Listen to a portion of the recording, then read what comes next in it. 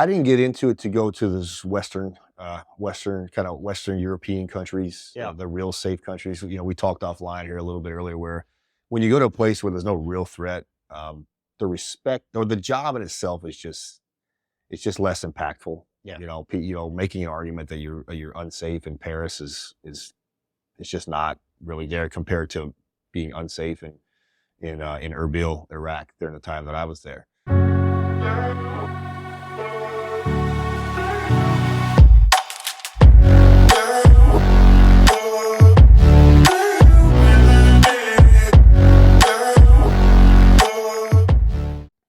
Okay, so for the audience, we are going to talk to a DSS agent, which I'm really excited about because I have never dealt with DSS. I know very little about what they do, and I think we have the perfect guest today to talk about it.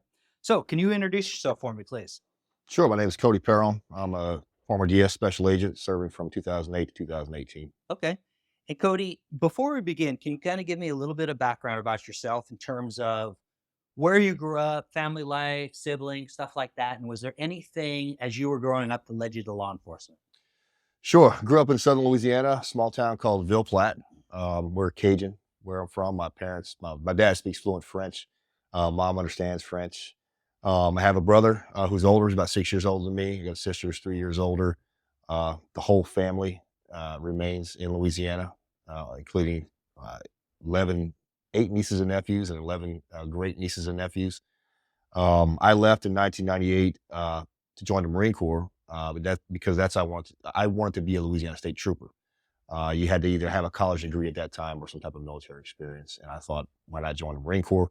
There were a couple things that led me to the Marine Corps, a couple incidents that might happen in life, but that was the reason. I just enjoyed the idea of being in law enforcement and being part of the good guys. And so took off to the Marine Corps.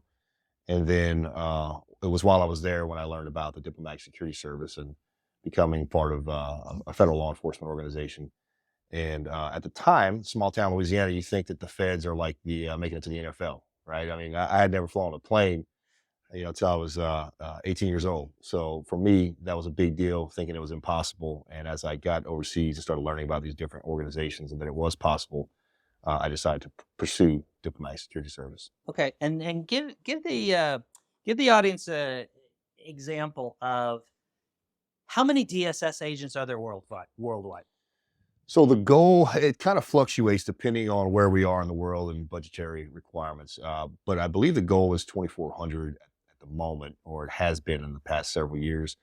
I suspect they're probably about 2,000 right now. It was around 2,000 to 2,200 when I was in.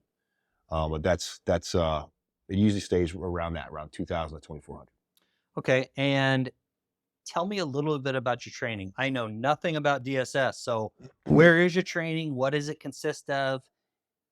And then I'll start asking the questions about like being a special agent with DSS. Sure.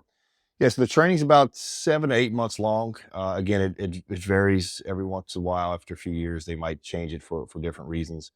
The training is initially starts out at the State Department or at the Foreign Service Institute in Arlington, where you spend about 6 weeks. These days, it's 6 weeks. It's about 3 weeks when I was in, kind of getting to know the State Department, getting to know your peers that are outside of the law enforcement, outside of DS, but in other foreign service specialties. And so that's about 3 weeks. Then we go to FLETC, the Federal Law Enforcement Training Center down in Glencoe, Georgia. We do the criminal investigative training program that, similar to Secret Service and HSI, will go through. That's about 3 months long. Back then, we went from CITP or from FLETC, went back to Dunloring, Virginia, which is a suburb outside of, it's in Northern Virginia area.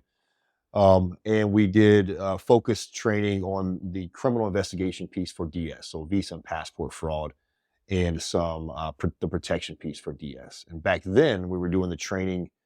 I thought it was great because we're doing training on the highways and the malls of Northern Virginia rather than in a location that's very sterile, right? We had real, not say threats, but real issues of drivers acting a certain way when you turn the lights on, right? So I thought that was really great training. And then we also did a piece down the driving piece, the tactical driving piece, or kind of motorcade ops down in it was an area of West Virginia, BSR, Bill Scott Raceway, is where we did it back then. That has all changed as of the last few years. DS was able to obtain some funding for a new place called the FAST-C. I believe it's the Foreign Affairs something training center, security training center. That's in Fort Pickett, Virginia, an area, I believe it's in Blackstone, Virginia. And it's a state-of-the-art facility. I have not yet been there. I've been invited, and I should probably check it out. It's pretty, I hear it's pretty cool. But after FLETC, all of that training now, instead of being in Northern Virginia and in West Virginia, all of that training takes place there. It's not just for DS agents. That's where our training, BSAC, Basic Special Agent course, takes place. But foreign service officers that go overseas are also trained there as well, just to get a basic level of kind of understanding of security for them to conduct their missions overseas. Can you break down in terms of your job responsibilities? Is it 80-20, 50-50, 60-40 in terms of investigative versus protection of what you do?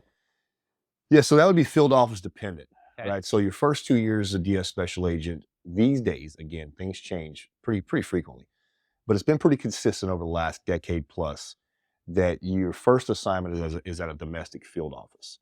And depending on what field office you're at, that would change, whether it's 80-20 domestic investigations or protection. So I was in Houston, right? And I probably did more 60% investigations, 40% protection. And that protection was rarely in Houston. I might fly out of a Secretary of State jump team, so go overseas in advance of the Secretary's arrival to support that mission. The United Nations General Assembly, and in September, for example, October-September timeframe in New York is a place that we would go. And other protection details around the U.S., they need agents to help out, so we would do that. So 60-40. If you're in D.C., for example, the Washington field office, you're probably looking at an 80-20 protection versus investigations, just because the area of investigations that the Washington field office covers is not really wrought with too much passport visa fraud. And obviously, DC has a lot of people that are coming, with the foreign embassies there. So a lot of cabinet level individuals that might rate protection from DS would be there. So the Washington field office would have a certainly more protection opportunities than they would investigative opportunities. So in terms of the criminal stuff, though, you're mainly doing passport and visa fraud? You're mainly passport and visa fraud. Okay. I would say if we're looking at kind of breaking that down to numbers, probably 80% passport fraud and so visa fraud as well. Okay. The passport fraud often comes through the passport agency. Oftentimes it's related to some type of aggravated identity theft, an individual that's not from the U.S. trying to obtain a U.S. passport. I think people, when they think passport fraud initially, even when I first started, was, all right, somebody's trying to manipulate a passport, maybe throw on a different ID, different picture. Really hard to do these days. The passport's so sophisticated. But if you lie on that form, or if you steal someone's identity on that form, which is an additional charge, those are some of the cases we get. And oftentimes those cases will lead to some other kind of larger crimes or larger schemes. Okay. In Houston, I can get into this later, I got into a case that was kind of a smuggling case in which these individuals were paying, these Kenyans were paying Americans to apply for visas for them, saying that they were getting married, so fiance visas. So that's kind of a double visa and passport fraud type of crime. So, but those are the main types of cases that we work out of field offices, passport fraud cases that come down from the passport office. Okay. I'm curious about that because so you're working passport immigration. I mean, I know that like Homeland Security does that too. When does it I guess what's the crossover there? When does Homeland Security take that versus when does DS take that? They have their own documents that they investigate. Mhm. Your immigration documents, for example, belong to them. Okay. Oftentimes there's a nexus there because Okay. they'll lie on the immigration documents plus the passport fraud. Oftentimes you need the immigration documents to potentially, pursue citizenship, and a passport is oftentimes the goal to get that, to Mhm. get the citizenship. So, and we do work closely with HSI on these things. Actually, we're part of the DBFTF, which is a Document Benefit Fraud Task Force led by HSI, but most field offices in DS have an agent or two that are assigned to those task forces. So for the audience, Cody actually runs a podcast called Off the X Podcast, and I'm glad. So I listened to one of them, and I'm glad Cody is explaining what some of those acronyms are because I listened to one. I knew what most of them were, but I was still lost. So I appreciate you saying what some of these are. Okay, so let's get a little to the security portion of it. It seems to me DSS is kind of like Secret Service in a way, because Secret Service deals, counterfeit products or counterfeit crimes as well, and then you guys have your own thing. But their primary responsibility is our heads of state, president, stuff like that. And you guys are looking over, high value targets, ambassadors, stuff like that. Are you guys similar with Secret Service where you have the special agents that are plain clothes, watching people, guarding people, handling security, but you also have like a uniform, you see the uniform guys at the White House that are Secret Service guys. Do you guys have that element with you? So I see that's a two-part question, so Okay. I'll kind of break Okay. that down. Sorry. No, that's okay. Yeah, so we do protect visiting foreign dignitaries to the U.S. Okay. And mostly most of them are at cabinet level. Former presidents, for example, are usually protected by Secret Service. We do have a stipulation in our mandate to protect people designated by the U.S. Secretary of State. So there may be someone under threat that might not be cabinet level. I'll give you an example. Uh, uh, Pervez Musharraf, which is a former president of Pakistan, because there were some political nuances there that our government didn't want to show that we were protecting him because I believe he was accused of plotting an assassination against the first female president of Pakistan, which is Benazir Bhutto. Um, there was some type of threat against him, but the U.S. government didn't want to say we're protecting this guy that was accused of this. So rather than have Secret Service, who protects heads of states and former heads of states, they asked DS to protect him on a very it wasn't secret, but it was only a few of us that were doing this kind of off the record. So we protect those individuals, for cabinet level individuals. Of course, the United Nations ambassador, so the U.S. ambassador to the United Nations, we also provide protection for, and the U.S. Secretary of State. To your point about uniform division, we have a uniform division. However, they're not law enforcement officers like the Secret Service police are. They are uniformed officers, uniformed security officers. They are armed. They do have clearances, but they are under contract. So they're not direct hires, and they have no, is my understanding, unless they are deputized, that they don't have any real arrest authority. Okay. As the police do. Okay. So, all right, let's get to once you get overseas. Obviously, there's embassies all over the world. Once you get overseas, and let's say you're at a high risk area. So, for example, you were in Iraq twice, and you were in Ho Chi Minh, Vietnam. What would be your primary responsibility as a DS agent? Another very nuanced question. So Iraq, for example, Baghdad was such a large embassy that rather than having multiple responsibilities as you would at a traditional State Department posting as a DS agent, Iraq, we had very specific duties. So mine was high threat protection when I was in Baghdad. So I led a team of 15 to 20 U.S. government contractors from Triple Canopy, all military veterans, combat veterans, and we would take out diplomats into the red zone to conduct the things that diplomats do. They would go to different ministries to communicate with people. They would go to refugee camps to communicate with individuals, supporting those refugee camps. And so that's what I did for my tenure in Baghdad. Now, there are other responsibilities in those posts, managing the very large local guard force contract there, right? Armed guards that are providing security for the embassy were not Iraqis. They were from Peru and somewhere in Africa, I forget at the time. You could have your countermeasures division or your investigative division or your facilities division in Baghdad that really are really focused on what they have to do to keep the embassy secure from a physical security standpoint. So in those places, in Baghdad, in larger embassies, and I imagine when we were still in Kabul, it was the same thing. That is my understanding that it was. When you go to a smaller post and you only have a few agents, then your duties really expand. And you can be given, multiple duties. For Vietnam, for example, I was the assistant regional security officer. So my boss, the regional security officer, he dealt with all of the high level stuff, dealt with anything to do with the executives. He was responsible for that.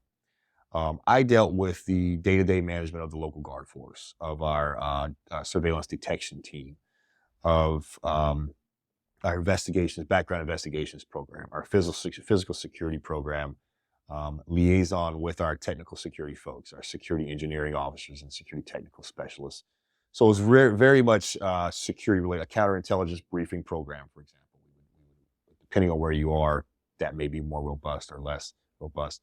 So that's kind of what you do on a daily basis. You don't have, there's not much to investigate oftentimes at these smaller embassies. So your investigation program is usually related to background investigations, although things do happen. And we are like the quote unquote local sheriff when you're there. If something were to happen, if there was a domestic violence, for example, we would be the ones to investigate and pursue charges in those types of cases. Interesting. Okay. So can you give me an idea what typically for a background of a DS special agent, it seems to me, I mean, this is just looking as an outsider. Do you have to have any military experience? Are you looking for law enforcement? What does DS look for? So the line that's been told, and I think it's pretty accurate for years, is you kind of get a third of military, a third of law enforcement, a third of every other sector that's Hmm. out there. And I think that's pretty accurate. I do some mentorship now for individuals, and I do get heavy military and law enforcement, but I get people from every different sector that comes in. The reason being is, I tell people when you become a DS agent, you're applying to be a diplomat who happens to be a federal agent. So you're not leading as a federal agent. Sure, you do some domestic work, and there's a lot of domestic work to be done. But really, the big bang for our buck or the big game in town is us being overseas, providing security or leading security programs overseas. So when you have someone with a marketing background, for example, and you really need to sell your security program, like, hey, there's this new program that we have to do, or you're a communications background, for example, and you need to communicate, your desires and needs to an ambassador or DCM, or a budgeting background, right? We manage budgets. I don't know that DS looks for any specific needs in kind of overall, or any specific background overall. I think they like a diverse background of people. I think the key component to a candidate is someone that learns and is willing to learn obviously the job, but the one innate skill that they can have to make them successful is interpersonal skills, right? And that includes your effective communication, your emotional intelligence, your active listening, all those skills that really you use to build relationships with foreign law enforcement overseas and with your embassy your embassy staff, so they trust you when you say we need to do this, right? Your leadership. I think those are the main skill sets that people look for, and you can have those coming from obviously any different background. I will add that there was a time that when we were heavy in Afghanistan, by that I mean a significant amount of DS agents in Afghanistan and in Baghdad. Obviously, we're in combat zones. And so DS, whether official or unofficial, was hiring a lot of former military and former cops, guys and girls that had been around combat arms and guns, to be able to operate in these environments, and if something occurred outside the realm of what you're trained for in DS, then they could handle themselves. I think now that's settled, and now they're just looking more for individuals that can serve at traditional posts overseas. Because you can train someone to do investigations, you can train someone to do protection, but you can't really train someone to be a good communicator and to have those interpersonal skills. And I think that's one of the more important things they look for. What's your guys' relationship with the military when you're overseas, and what's your relationship with military contractors? So the military contractors really come into play at the high threat locations. There's a new term that DS uses for those, but the high threat locations, you're Afghanistan, previously Afghanistan, you're Iraq, and then Pakistan, right? And all those guys, or a lot of those guys that run our motorcades, are from different groups. It could be Dine Corps or Triple Canopy, or maybe other groups. Our relationship is great with them. Most of those guys and girls, most of the guys are combat veterans, great group of people. They're highly vetted to come, or they were back in the day at least. to come out to these high threat zones and help support us run these motorcades. I say support, that's a strong word. Really, they're the ones that run the motorcades, and we are, as an agent in charge, there's one direct hire in these motorcades. And we, are kind of like a representative for the State Department. Now, we have overall control. We would take responsibility if there's any action, and we could override decisions. But a good leader will go in and understand that those guys have been on the ground for years and they know what they're doing. And if you see something that stands out that doesn't look right, sure, you step up and you make a decision, or you help out or change it, but you train with your guys. And so for me, my relationship, and I know you're asking about relationships in general, but my relationship with my team, having been a Marine military guy, was strong. I trained with them. I ate with them. I drank with them. I did, everything that I think a leader should do with his team. And so my relationship and other DS agents' relationships were strong. I think DS in general is strong with contractors overseas. But those, again, primarily are at these high threat locations. You don't get many contractors overseas in traditional posts. Your military relationships, again, at your traditional post, you might have your defense attaché office where you'll deal with military folks. You might have your, in Moscow, Russia, when I was a young Marine, they had a DTRA, Defense Threat Reduction Agency, right, or military guys that was, I believe, dealing with nuclear weapons. And DS agents deal with those guys on a daily basis, but just like they deal with any other organization that's at the embassy, it's just a basic relationship of, needs versus needs, what we can do. So the relationships differ in the environment that you're in. So I'm going to kind of dummy this down for me. So in the high threat areas, let's just say Iraq, there's a high threat area. You got to take a ambassador out. I'm assuming that it's not you plus 6 other DS agents. It's you plus either a military or other contractors, right? Not military, but yes, contractors. So Okay. there was a time, from my understanding, when it was still under the command of the military, when Iraq, let's use Iraq for example, that the military might have augmented some of the motorcades. Okay. I wasn't there, so I'm not sure. I feel like I've heard that. Yeah. But in the other examples, when I was there from 2010 on, it is a DS agent or two with these contractors that are running these high threat motorcades. So Okay. these usually Suburbans with electronic countermeasures running down the streets of Baghdad, looking very obvious of who we are. And we tried to do some things without Suburbans and some other type vehicles. I won't get too much into that, Yeah. but it didn't work very well.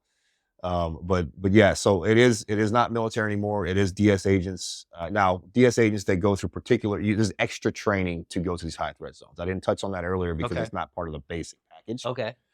But we are fully kitted up and capable. In most cases, you hope you put someone that's capable there, and usually we do. Usually DS does. But you'll have a couple DS agents and contractors that lead those motorcades. So let me ask you this again.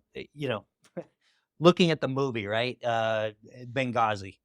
Um, I would imagine for you, it would be a lot easier as a former Marine dealing with these contractors where the contractors kind of know your background. Hey, former military and, and like that. But and maybe you can't answer this because you're not in that situation. But how would you come in, or how would you relate to coming in with just law enforcement, or maybe people that don't have any background whatsoever in military and law enforcement, and relate to those contractors that basically you're going, hey, you got to do X, Y, and Z. How do you think that goes?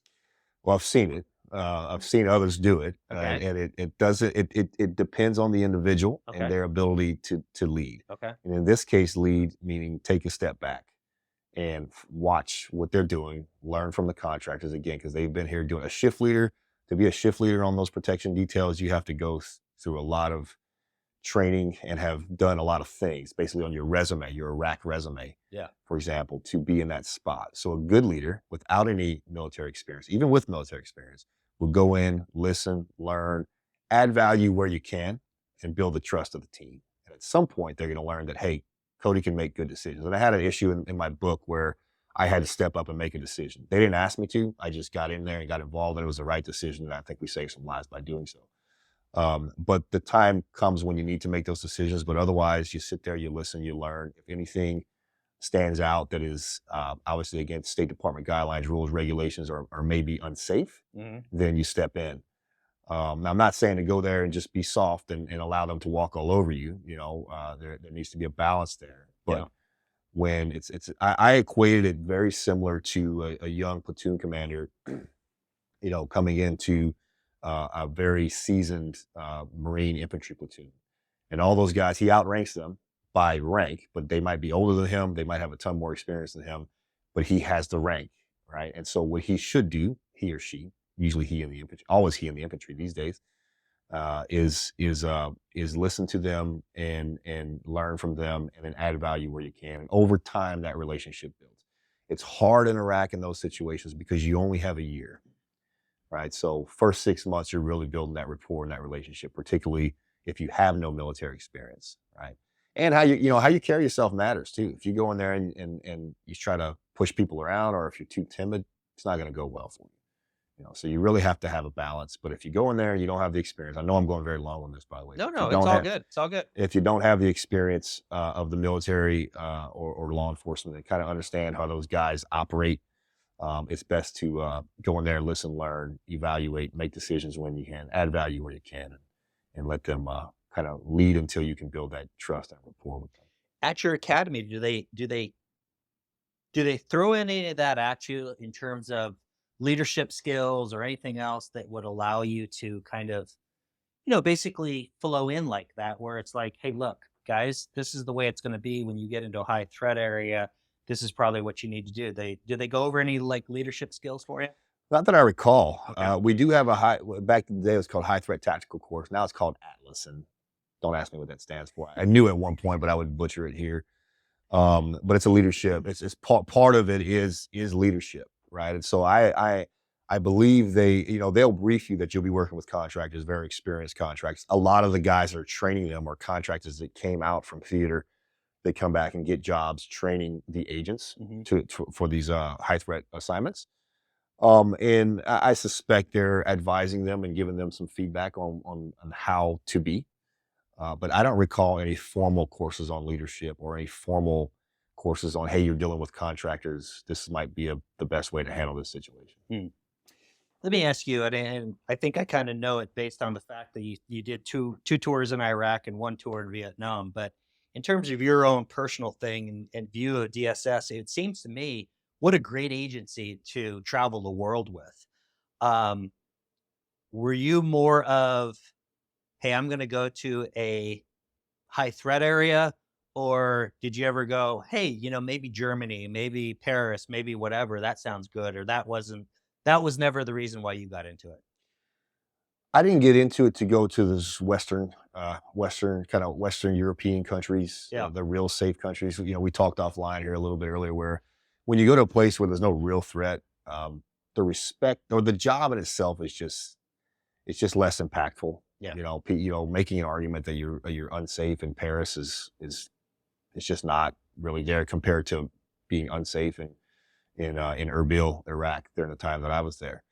I had a taste of doing the high threat protection when I was out of the Houston field office. I did a 3-month assignment to Baghdad and did some high threat protection. So then I got a taste. It was like, all right, I was former military. I was an infantry guy, and knew that I wanted to go back and work with those guys. So that's why I volunteered for that. That's one reason.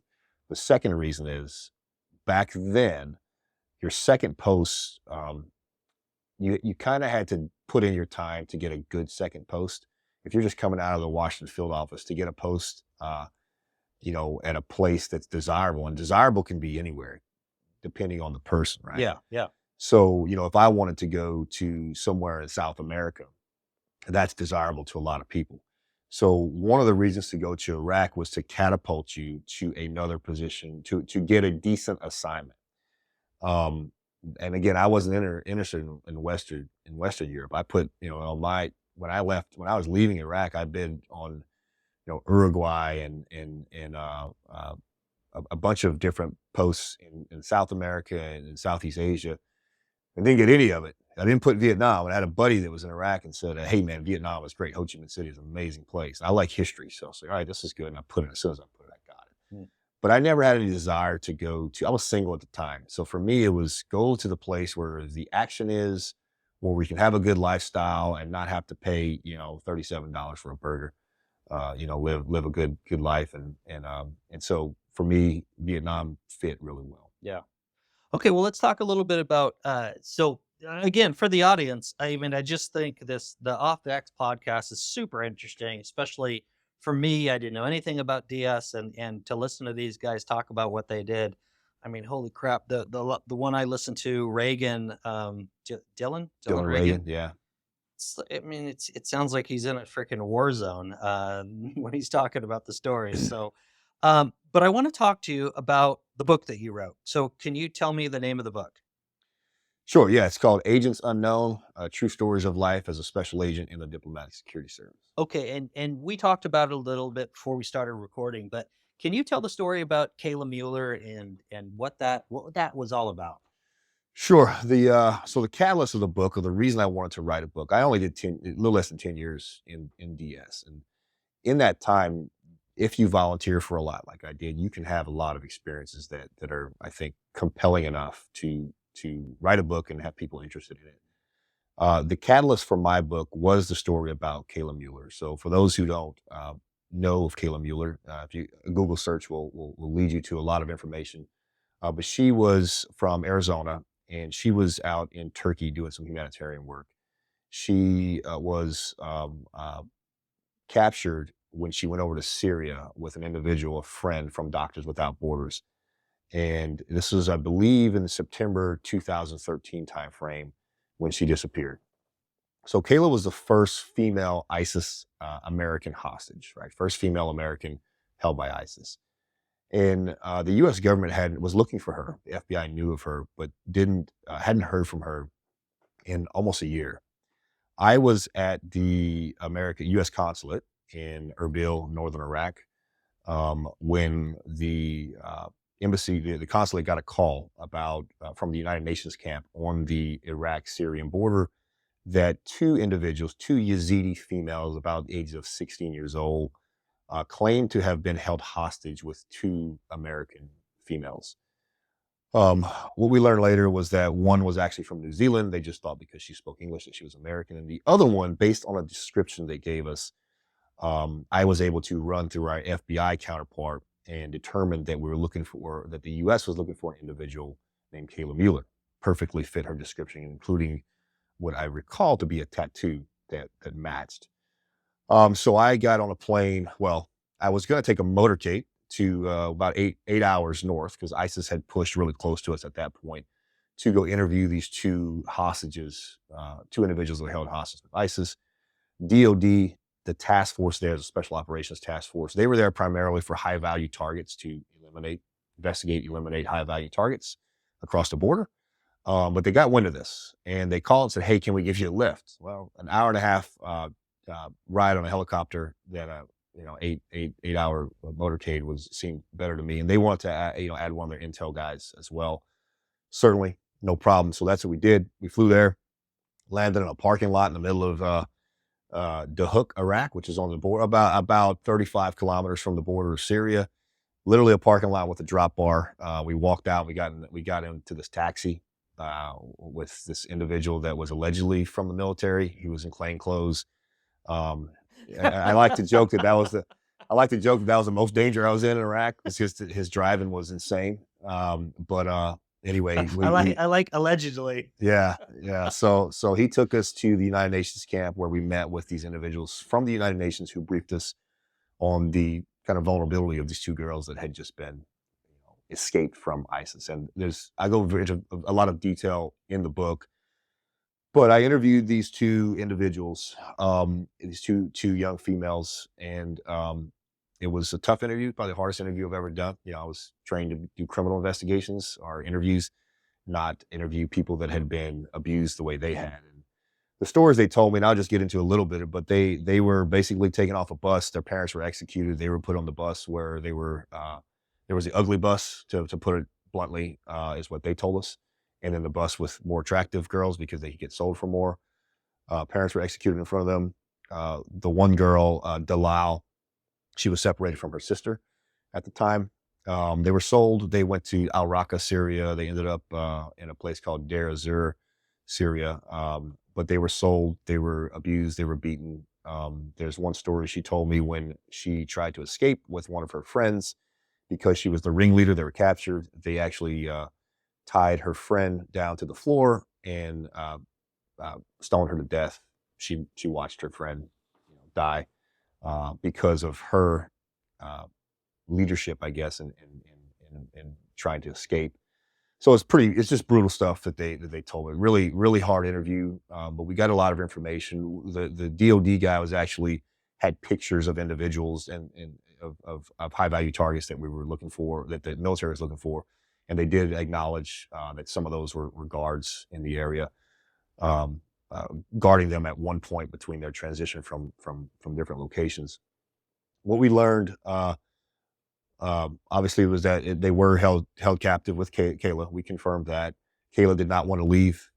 They had to, at the time when they left, Kayla was sleeping. I think she woke up at one point and was just. I asked why didn't she want to leave. She said she was just drained. She had been, at this for almost a year, being raped and abused and everything else. And we got a lot of detail in that interview, everything from what the house looked like, the location of the house, what they smelled, what they saw when they were transferred, which way the doors opened and windows opened, which way the sun was facing in the morning. We asked a lot of questions to kind of to return and give it to DOD so they can do what they needed to do with it. And we learned that they were in a location called Deir ez-Zor.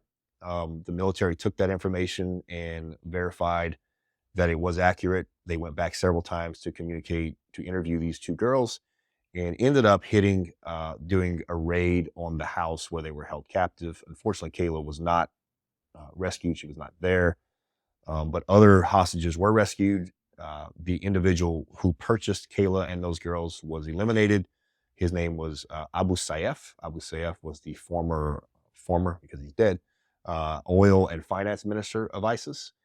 And we, as in the U.S. military, snatched his wife, and they were able to gain what they call terabytes of terrorist financing information from that op, including thousands of dollars, or I'm sorry, thousands of year old artifacts that were placed into our tactical operations center at the embassy or at the consulate.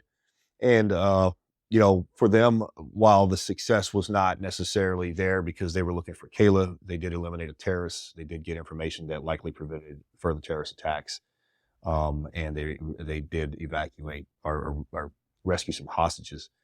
Kayla was later discovered, allegedly killed by a Jordanian airstrike, is what ISIS said. Don't know how true that is, but my understanding from news reports and based on what the girls told me, she was being raped by an individual, a heavier set individual with red hair. She was being transported to be raped by this guy, and he seemed very important to everyone around him because he always had security and dogs around. And what we learned was that she was being raped by the former head of ISIS, because he is also dead now. But his name's Abu Bakr al-Baghdadi. So what we understand was she was being raped by him. Why are they? I would understand kidnapping a U.S. citizen, holding them for hostage. Why hold on to them? Why rape them? Why? What's? I mean, maybe I can't get into the mind of a freaking terrorist. But any idea? Yeah, so I mean, there's a number of reasons, whether it be money or fear, could be a number of them. A lot of times what we understand is these kind of cells that aren't even part of ISIS will kidnap people and give them to ISIS for money, and then ISIS will do what they want with them. What I was told by the girls, they wanted to keep Kayla, and were not telling people that they had Kayla, because you might recall there were other hostages that the U.S. government knew that, the terrorist group, whether it was, the Al Qaeda in Iraq or whatever, we would know that they had these hostages. We didn't know they had Kayla, and what the girls told us was that because she was like a trophy, because she was an American, she was like a trophy. Mm, okay. Did they ever find the New Zealand girl? No idea. Okay. Um, I typically ask this at the end, but I wanted to ask you this based on the story about Kayla. You know, you've been in the military. You've probably seen some stuff. You certainly have seen some stuff at DS with this case and maybe other cases. Is that is that taking a toll on yourself in terms of, I guess, in just in general, your own mental health or how you see people out there? I mean, there's a difference between being overseas and getting here, but I just wonder how that affects you.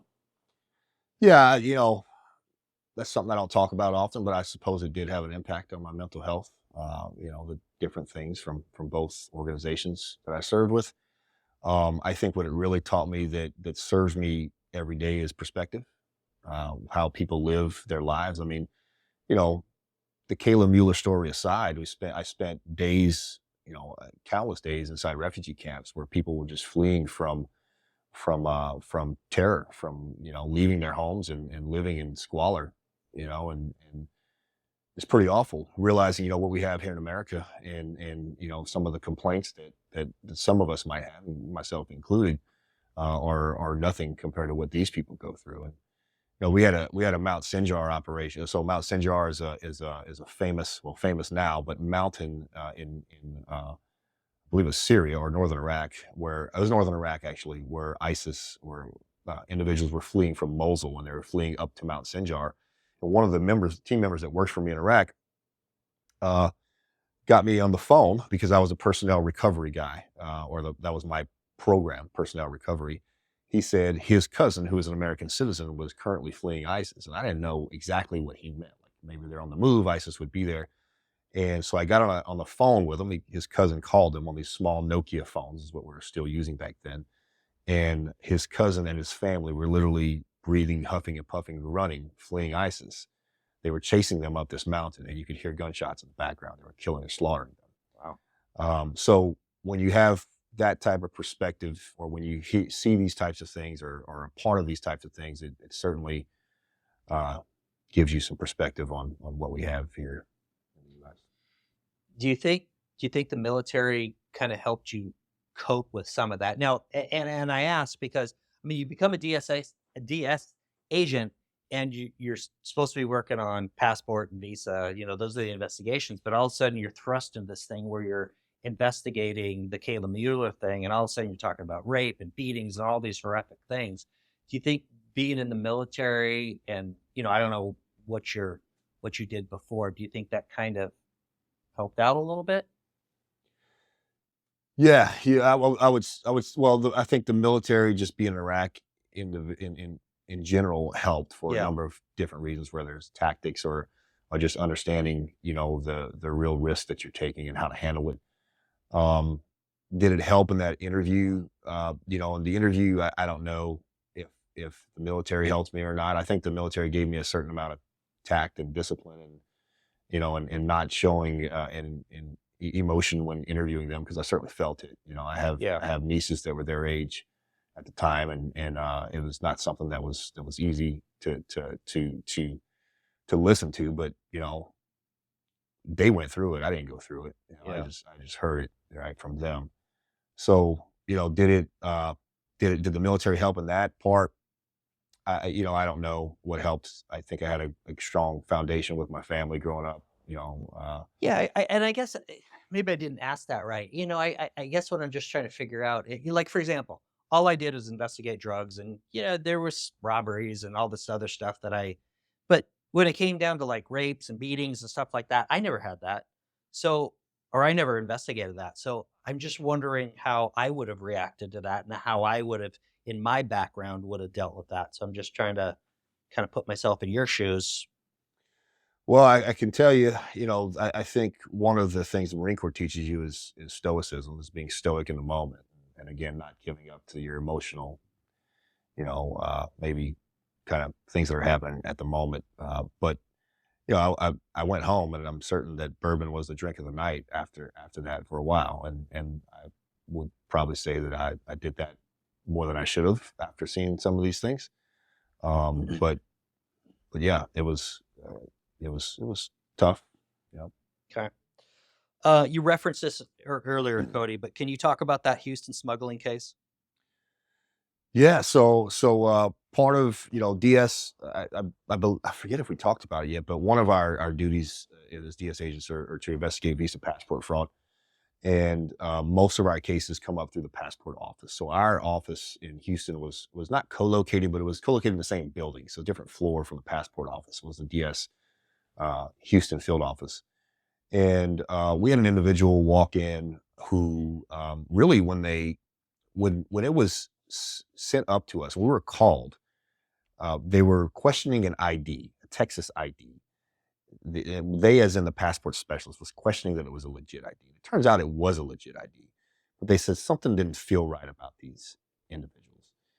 And so we got the call, and I happened to be the duty agent. So just like DEA probably had the same thing, right? You have duty agents that take calls at field offices.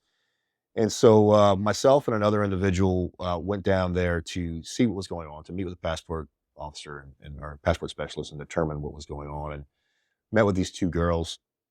And we learned from passport specialists that an individual, a male individual, had left. So as soon as they started questioning or like taking longer than they should have, in his mind, I guess he bolted. That's the term they use. He bolted, which is suspicious in itself.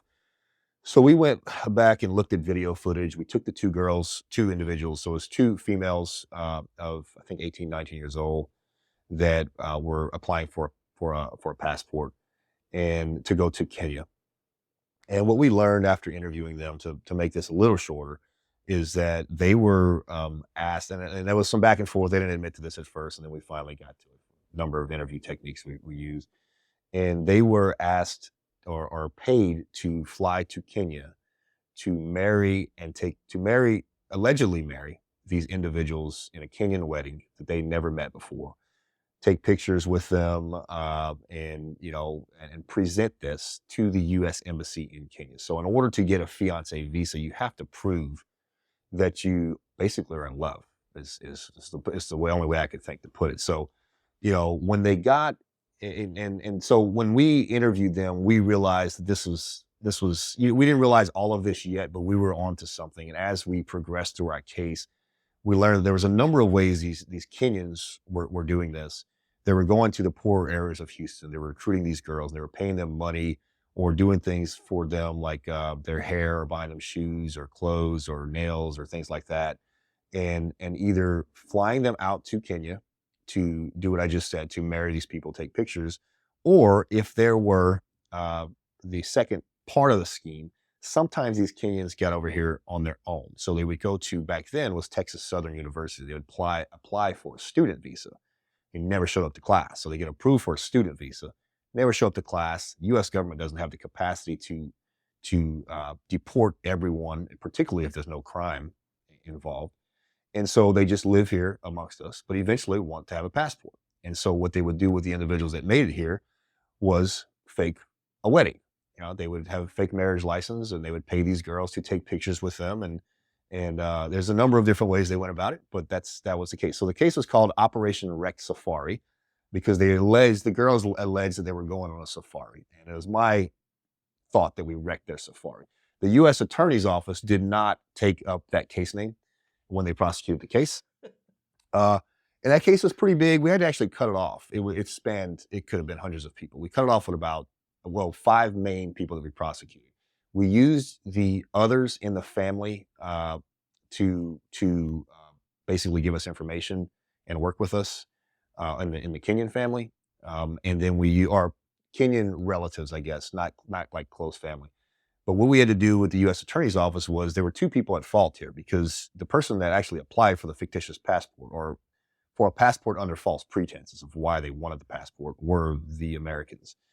And what we determined was that these were poor people that were taken advantage of. Some of these hadn't graduated high school. They weren't living a life that was very fruitful when it comes to making money. They had a couple jobs. They quit. So these Kenyans, the way we took advantage of these young girls. And which is interesting, and you may know this in law enforcement, is I had built such a great rapport with these girls, and the mom was such a respectful yes sir, no sir to her kids, were making them be polite. Would you like a beverage when you come in the house? And they're living in really kind of dire circumstances, 1-bedroom houses where they're all 12 of them living in there. So we felt we had a heart for the Americans that were being taken advantage of here. And you could make an argument they were committing crimes too and getting benefit from it. We had to make a decision of who to prosecute. And so we prosecuted the Kenyans with the support and testimony of the American females from Houston. And we're successful in prosecuting all of them. We even got one on a case that, or a crime that we don't often prosecute, but tampering with a witness. So we had one Wow. individual that served more time Yeah. because after we told him not to talk to the others, he went and tried to persuade, and he tampered with a witness, and he got extra time Wow. as well. That's good. Which his extra time, because he got that, he ended up ratting on the others, so it kind of helped out in a way. Yeah. Hey, so personal question for you, just personal question from me to you is after you get done with DSS, as you and other DSS agents, is that typically like a retirement gig? Does that translate into personal protection typically? It can. Most DS agents at retirement age, most DS agents, particularly if you're a higher level, will get into corporate security at higher levels, director, Mm, chief security officers pays very well. yeah, Companies are global in nature these days, and DS agents have a wonderful background for that yeah, because we have language skills and the ability and knowledge of working with multicultural individuals, people from other countries, and can travel with really no issue because we've been around the world. DS agents are oftentimes a good hire in those cases. So corporate security is one of those. A lot of or some of them will go into consulting. So consulting for different businesses, still oftentimes in security. We'll have some that remain working for DS in a private, it's a PSC, so a personal service contract for DS. I took the corporate security route. I left it after 10 years, so I'm certainly not at the top levels, but I'm mid-level in corporate security. And it's a pretty wonderful career to raise a family with, S- I think this is gonna maybe be a unique, different answer that I get from you than I get from other people because you spent a lot of time overseas. Mhm. How did law enforcement and your job from when you started until now, how did that affect the way that you see people in society? Ask my wife. She would tell you, everything's a threat. Obviously, not everything's a threat, but I feel like I do see things a little better. Well, I say better as in when it comes to safety for my family, and maybe I overdo it. But oftentimes I prove to be right. And she'll tell you that.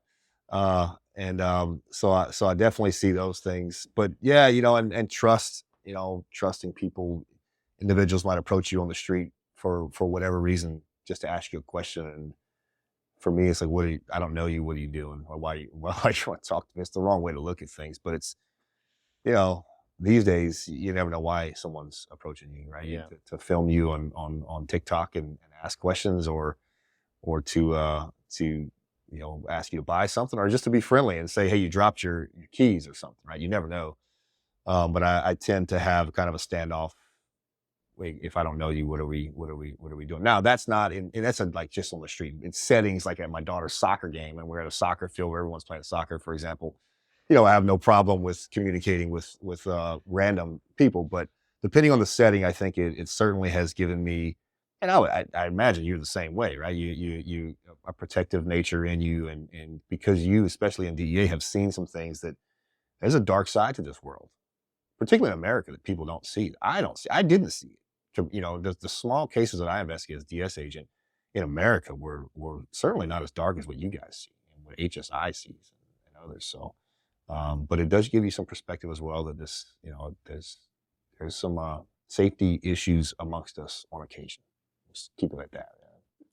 Any advice to anybody looking into younger people looking into law enforcement? Into law enforcement, what advice? Set yourself up to be successful in whatever career you choose. For DS, I would have some specific advice if that if Yeah, that yeah, yeah. if Let's that go ahead. helps. In DS, when you're testing for the exam in DS, they really want to see people that pursue increasing levels of responsibility. right? I talked earlier about interpersonal skills and how much value interpersonal skills add to the DS as an organization, because you are not a traditional law enforcement agent where you're dealing with your peers, as in your law enforcement peers, and particularly criminals and informants and the U.S. Attorney's Office. But as a DS agent, oftentimes you'll spend many years overseas where you're dealing with diplomats, right? They don't have a law enforcement mindset, for example. They don't necessarily believe that security is warranted. And so to come into a career like DS, it does not matter what background you're in, as long as you can show some increasing levels of responsibility and you can articulate how you use your critical thinking skills and your planning and organization skills and your teamwork skills and your leadership skills, then those types of experiences will add value to the organization of DS and likely add value to you being successful in passing your DS oral assessment exam. So if, what I would say is, if you're interested and you have a college degree, you have to have a bachelor's degree to be a DS agent. Is to sure, learn about the world. That's all good. Learn languages. That's helpful. That all adds value. But get a job that doesn't have to be in law enforcement, doesn't have to be in military, but they can help you build those skill sets, those communication skill sets, the leadership skill sets, the project management skill sets. I think will add value to DS's organization and to your oral assessment to pass. It's competitive. It's very competitive to get in. 2,000 agents, worldwide, 2,400 worldwide, thousands of applicants. It's competitive to get in. So that would be my advice. Have you noticed a difference in the quality of candidates coming through with this new generation, or are people who want this kind of job motivated and there's still really good candidates out there? I feel like I've worked with, so I do kind of a mentorship and mock interviews with some of these guys to help them out, guys and girls, to help them out. I feel like we're still getting some pretty strong candidates, and DS does a pretty good job of vetting. I think from a hiring perspective, and I heard this from active agents, there is a focus on diversifying or diversity. But the candidates that I've seen that are diverse, and they are, have been very strong. So I imagine there are some that are not, but that's always your 10%, any organization you go into, right? That aren't the best. But from what I can tell right now, candidates are still pretty strong. Good. Yeah. Cody, thanks for the interview. Appreciate it. Yeah, I enjoyed this. All right. Thank you. Take care.